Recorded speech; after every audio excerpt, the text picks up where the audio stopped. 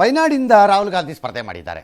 ಅಲ್ಲೇನೂ fighting, ಆಪ್ತ ಮಿತ್ರರು ಅಲ್ಲಿ ಆಪ್ತ ವೈರಿಗಳು ಅಥವಾ ವಿಪರೀತ ವೈರಿಗಳು ಅಥವಾ ಏನಂತ ಕರೆಯೋಣ, ಒಂಥರ ಒಲೇಟು ಎಲ್ಲರದು ಒಬ್ರದೊಬ್ರಿಗೆ ಅವರವರೇ ಮಾಡ್ಕೊಂಡಿದ್ದು. ಎಡಪಕ್ಷಿಗಳು ಬಡ್ದಾಡ್ಕೊತಾ ಇದ್ದಾರೆ, ಬೇರೆ ಕಡೆ ಎಲ್ಲ ಫ್ರೆಂಡ್ಸ್ ಅಂತೆ. ಇದನ್ನ ಏನಾದ್ರು ಲಾಜಿಕ್ ಅಂತ ಕರಿಬೇಕಾ? ಕಾಂಗ್ರೆಸ್ನವ್ರಿಗೆ ಇದು ಯಾರು ಕೇಳ್ಗಿಳ್ಬಿಟ್ರೆ ಅದು ಬೇರೆ ಅದು ಅಂತಾರೆ. ಹೆಂಗೆ ಬೇರೆ ಆಗುತ್ತೆ?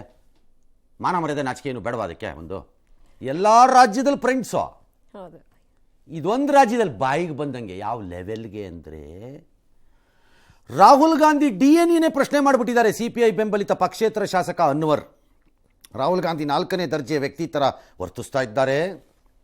ಓ ಹೌದಾ? ಅವ್ರ ಪ್ರಕಾರ ಗಾಂಧಿ ಉಪನಾಮ ಬಳಸುವ ಯೋಗ್ಯತೆ ಇಲ್ಲ. ರಾಹುಲ್ ಗಾಂಧಿ ನೋಡಿದ್ರೆ ಅವ್ರ ನೆಹರು ಕುಟುಂಬದ ವಂಶವಾಹಿ ಇದೆಯಾ ಅಂತ ಇದ್ದಾರೆ. ರಾಹುಲ್ ಗಾಂಧಿ ನೆಹರು ಕುಟುಂಬಕ್ಕೆ ಸೇರಿದವರ ಅಂತ DNA ಪರೀಕ್ಷೆ ಮಾಡಿಸ್ಬೇಕು ಅಂತೆಲ್ಲ ಹೇಳ್ಬಿಟ್ಟಿದ್ದಾರೆ. ವಿವಾದ, ಇದರಲ್ಲಿ ಪಿಣರಾಯಿ ಪಾತ್ರ ಇದೆ ಅಂತ ಕಾಂಗ್ರೆಸ್ಸು. ಎಲ್ಲದರಲ್ಲೂ ಪಿತೂರಿ ಹುಡುಕದೆ ತಾನೇ ರಾಜಕಾರಣಿಗಳಿಗೆ ಏನೋ ಒಂದು ರೀಸನ್ ಸಿಗಬೇಕಲ್ಲ. ಈಗ BJP ಅವ್ರೇನು, ಕಾಂಗ್ರೆಸ್ನವ್ರು ಏನು ಹೇಳ್ತಾರೆ, BJP ಎಲ್ಲ ರಾಹುಲ್ ಗಾಂಧಿ ಹೇಳ್ಕೊಡ್ತಾ ಇರೋದು, ಈ ಸೋನಿಯಾ ಗಾಂಧಿ ಹೇಳ್ಕೊಡ್ತಾ ಇರೋದು ಇದೆಲ್ಲ ಅಂತ. ಇವ್ರೇನಾದ್ರು ಎಲ್ಲ ಮೋದಿ ಹೇಳ್ಕೊಡ್ತಾರೆ. RSS ಇದೆಲ್ಲ RSS ಅಂದ್ಬಿಡೋದು.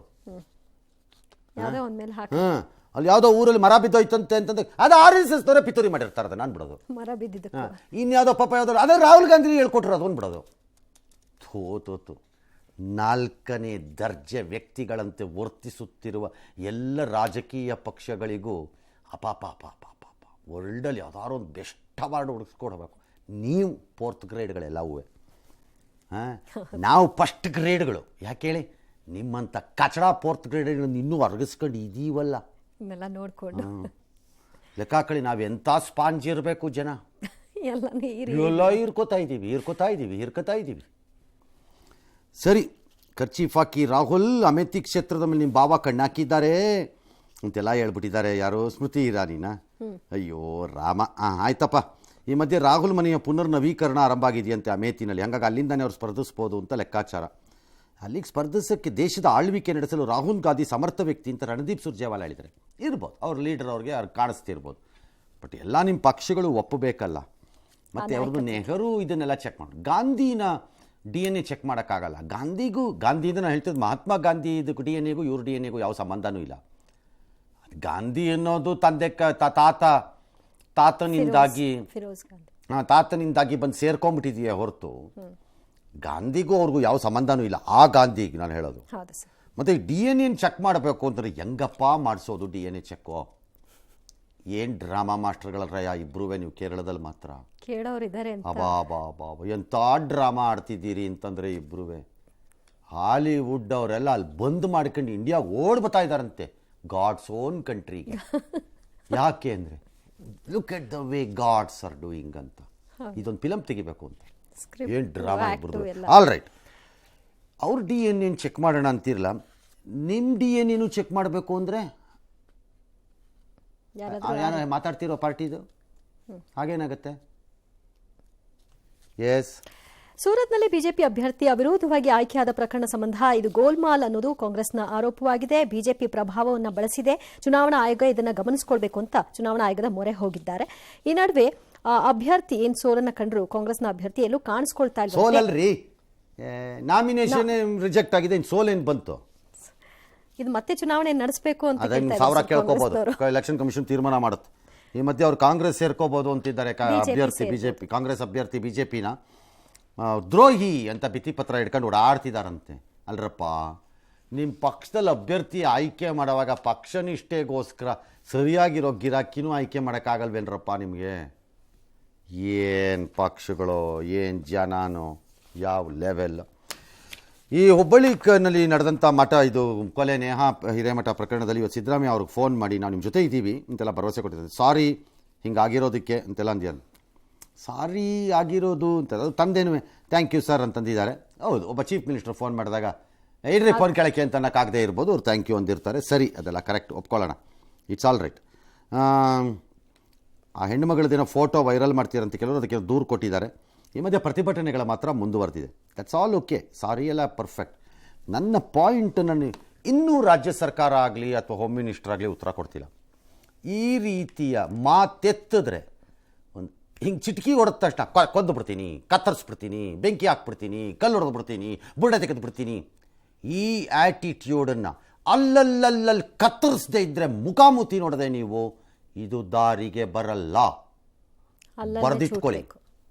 ಎಸ್, ಮುಂದಕ್ಕೆ ಇದು ನಿಜಕ್ಕೂ ತಲೆ ತಗ್ಗಿಸುವಂತಹ ವಿಚಾರ. ಬೆಳಗಾವಿಯ ವಂಟಮೂರಿಯಲ್ಲಿ ಮಹಿಳೆಯನ್ನ ವಿವಸ್ತ್ರಗೊಳಿಸಿ ಮೆರವಣಿಗೆ ಮಾಡಿ ಕಂಬ ಕಟ್ಟಿ ಅಮಾನವೀಯವಾಗಿ ಹಲ್ಲೆ ನಡೆಸಿದಂತಹ 12 ಆರೋಪಿಗಳು ಇವತ್ತು ಜೈಲಿನಿಂದ ಬಿಡುಗಡೆಯಾಗಿದ್ದಾರೆ. 5 ತಿಂಗಳು ಜೈಲುವಾಸವನ್ನು ಅನುಭವಿಸಿದ್ರು. ಆದರೆ ಬಸಪ್ಪ ನಾಯಕ್ ಮತ್ತು ಅವರ ಕುಟುಂಬಸ್ಥರೆಲ್ಲ ಹೂವಿನ ಮಾಲೆ ಹಾಕಿ ಸಿಹಿ ತಿನಿಸನ್ನ ಕೊಟ್ಟು ಜೈಲಿನ ಮುಂಭಾಗವೇ ಸಂಭ್ರಮಾಚರಣೆಯಲ್ಲಿ ತೊಡಗಿದ್ದಾರೆ. ಈ ವಿಡಿಯೋ ಈಗ ಸೋಷಿಯಲ್ ಮೀಡಿಯಾದಲ್ಲಿ ಭಾರಿ ಚರ್ಚೆಗೆ, ಆಕ್ರೋಶಕ್ಕೆ ಕಾರಣವಾಗ್ತಾ ಇದೆ. 2023 ಡಿಸೆಂಬರ್ 11ರಂದು ಬೆಳಗಾವಿಯಲ್ಲಿ ಇಡೀ ನಾಗರಿಕ ಸಮಾಜವೇ ತಲೆ ತಗ್ಗಿಸುವಂತಹ ಘಟನೆ ಇದು ಆಗಿತ್ತು. ಇದಕ್ಕೇನು ಹೇಳೋಣ ಜನಕ್ಕೀಗ? ಎಂತದನ್ನ ಸೆಲೆಬ್ರೇಟ್ ಮಾಡ್ತಾರೆ? ನೋ, ಕೋರ್ಟ್ಗಳು ಇದನ್ನು ಗಂಭೀರವಾಗಿ ತಗೋಬೇಕು. This is the problem with our courts ಅಂತ ನನಗೆ ಅನಿಸ್ಬಿಡುತ್ತೆ ಒಂದೊಂದ್ಸರ್ತಿ. ಯಾಕೋ ಯಾವಾಗ ಈ ರೀತಿ ಪ್ರಕರಣಗಳಲ್ಲಿ, ಇಂತಹ ಪ್ರಕರಣಗಳಲ್ಲಿ ಬೇಲ್ ಗ್ರಾಂಟ್ ಆಗ್ತಾರೆ, ಆಗ ಅಲ್ಲಿ part of the bail condition ಅಲ್ಲಿ ಹೇಳಬೇಕು you are still an accused.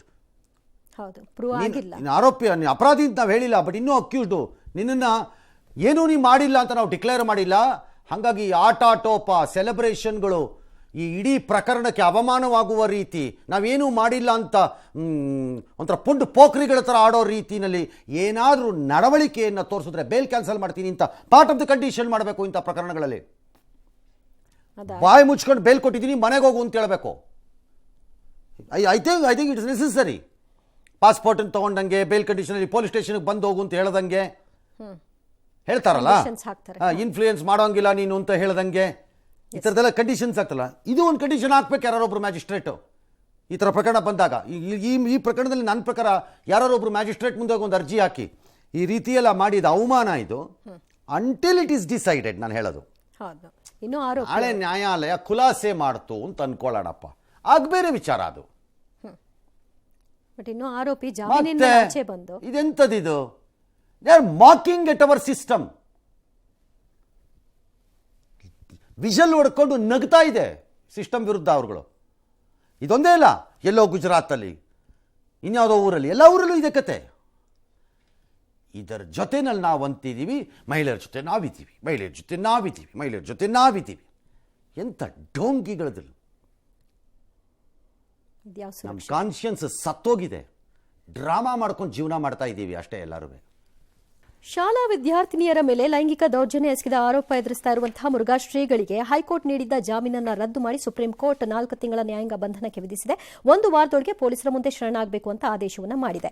ಜಾಮೀನಿನ ಮೇಲಿರುವ ಸ್ವಾಮೀಜಿ ಪ್ರಭಾವಿಯಾಗಿದ್ದಾರೆ, ಅವರು ಸಾಕ್ಷ್ಯದ ಮೇಲೆ ಪ್ರಭಾವವನ್ನು ಬೀರುವ ಸಾಧ್ಯತೆ ಇದೆ ಅಂತ ವಾದವನ್ನು ಮಂಡಿಸಲಾಗಿತ್ತು. ಸೇಮ್ ಈಗ ಯಾವುದೋ ಕೇಸಲ್ಲಿ ಆರೋಪಿಗಳಾಗಿ ಹೊರಕ್ಕೆ ಬಂದವ್ರಿಗೆ ಹಾರ ಹಾಕ್ಬಿಟ್ಟು ಸ್ವೀಟ್ ಹಾಕ್ದಂಗೆ, ಅಷ್ಟು 100 ಜನ ಸೇರ್ಕೊಂಡು ಆರೋಪಿಗಳಾಗಿ ಹೊರಕ್ಕೆ ಬಂದವ್ರಿಗೆ ಹಾರ ಹಾಕಿ ಸ್ವೀಟ್ ಹಾಕ್ತಾರೆ ಅಂತಂದ್ರೆ ಅವ್ರು ಪ್ರಭಾವ ಬೀರಲ್ಲ ನಾಳೆ ಅಂತ ಹೆಂಗೆ ಹೇಳಕ್ಕಾಗತ್ತೆ ನಾವು?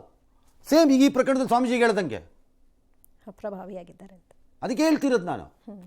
ಹಿಂಗಾಗಲ್ಲ ಇದು ನಡ್ಕೊಂಡು ಹೋಗೋಕ್ಕೆ ಅಂತ. ರೇಪ್ ಮಾಡಿಬಿಟ್ಟು ಆರೋಪದಲ್ಲಿ ಒಳಗೋದವನು ಹೊರಕ್ಕೆ ಬಂದಾಗ ಅವನನ್ನು 10,000 ಜನ ಕರ್ಕೊಂಡೋಗಿ ನೀವು ಹೀರೋ ಥರ ಮಾಡೋದಾದ್ರೆ, ಖುಲಾಸೆ ಆದರೆ ಬೇರೆ. ನ್ಯಾಯಾಂಗ ವ್ಯವಸ್ಥೆಗೆ ಅವಮಾನ. ಎಂಥದಿದು? ಯೋಗ ಗುರು ಬಾಬಾ ರಾಮದೇವ್ಗೆ ಸುಪ್ರೀಂ ಕೋರ್ಟ್ ಮತ್ತೆ ಹೇಳ್ತಿದೆ, ನಾವು ಕ್ಷಮೆ ಕೇಳಿ ಪತ್ರಿಕೆಗಳ ಪ್ರಕಟಣೆ ಕೊಟ್ಟಿದ್ದೀವಿ. ಇದಕ್ಕೆ ಅವರು ಹೇಳ್ತಾರೆ ಸುಪ್ರೀಂ ಕೋರ್ಟಲ್ಲಿ, ಇರ್ಬೋದು ನೀವು ಕೊಟ್ಟಿದ್ದ ಸುಳ್ಳು ಜಾಹೀರಾತು ಗಾತ್ರದಲ್ಲೇ ಇದೆಯಾ, ಅದು ಹೇಗೆ ಮೊದಲೇ ಯಾಕೆ ಕ್ಷಮೆ ಪ್ರಕಟಿಸಲಿಲ್ಲ ನೀವು? ನಾವು ಅದನ್ನು ದುರ್ಬೀನಲ್ಲಿ ನೋಡೋಂಗೆ ಇರಬಾರ್ದು, ಅದು ಸರಿಯಾಗಿ ಪ್ರಕಟ ಮಾಡಿ 2 ದಿನದಲ್ಲಿ ಬಂದು ಉತ್ತರ ಕೊಡಿ ವಾಪಸ್ಸು ಅಂತ ಹೇಳಿದ್ದಾರೆ. ಇನ್ನು ಮುಂದಕ್ಕೆ ಏನಾಗುತ್ತೋ ಗೊತ್ತಿಲ್ಲ. ಮಲೇಷ್ಯಾದ ಮಲೇಷ್ಯಾ ನೇವಿ ದಿನಾಚರಣೆಯ ರಿಹರ್ಸಲ್ನಲ್ಲಿ ಘೋರ ದುರಂತವೊಂದು ಸಂಭವಿಸಿತು. ಆಗಸ್ಟ್ನಲ್ಲಿ ಪ್ರದರ್ಶನ ನೀಡುವ ಸಂದರ್ಭದಲ್ಲಿ ನೌಕಾಪಡೆಯ 2 ಹೆಲಿಕಾಪ್ಟರ್ಗಳು ಪರಸ್ಪರ ಡಿಕ್ಕಿಯನ್ನ ಹೊಡೆಕೊಂಡು ಪತನವಾಗಿದೆ.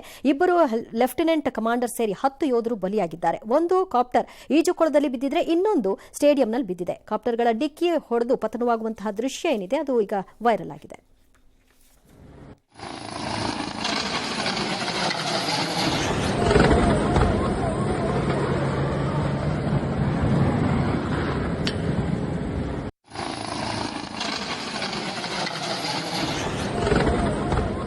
ಇದೇನೋ ಆಕ್ರೋಬ್ಯಾಟಿಕ್ಸ್ ತೋರ್ಸಕ್ಕೆ ಹೋಗಿದ್ದಾರೆ.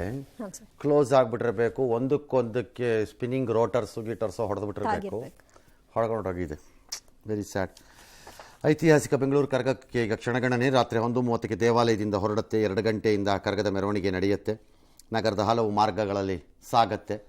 ನಾವು ಒಂದು ಕಾಲದಲ್ಲಿ ಇದನ್ನು ಕವರ್ ಮಾಡೋಕ್ಕೆ ರಾತ್ರಿ ಎಲ್ಲ ಅಲ್ಲಿ ಇರ್ತಾ ಇದ್ವಿ, ರಾತ್ರಿ ಎಲ್ಲ ಕೂತ್ಕೊಂಡಿರ್ತಿದ್ವಿ, ಅದು ಕರಗದು ವಾಪಸ್ ಬರೋವರೆಗೂ. ಈಗಾಗಲೇ ಸಾವಿರಾರು ಜನ ಭಕ್ತರು ಅಲ್ಲಿ ಬಂದು ಸೇರಿದ್ದಾರೆ.